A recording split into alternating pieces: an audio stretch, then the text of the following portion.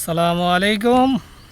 গ্রীষ্মের এই সকালে সকলকে আমার পক্ষ থেকে সালাম জানাই।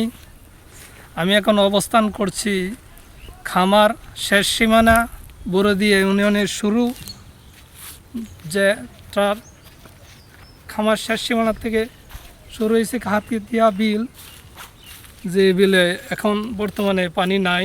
চারদিকে সবুজের সমারোহ। কৃষকরা ধান কাটছে, ধানের মৌসুম এখন, ধান কাটতেছে, ধান মারাই করতেছে।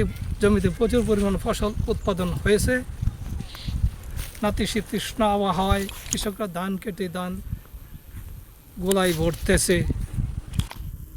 আর চারদিকের প্রাকৃতিক অবস্থা খুবই সুন্দর এবং মনোমুগ্ধকর। নৌকা নাকি বলা এখানে একটা নৌকা দেখা যাচ্ছে, যেখান দিয়ে একটা খাল প্রবাহিত হয়েছে। খামা এবং কাঠিয়া বিলের মধ্যবর্তী স্থান দিয়ে একটা খাল প্রবাহিত হয়েছে।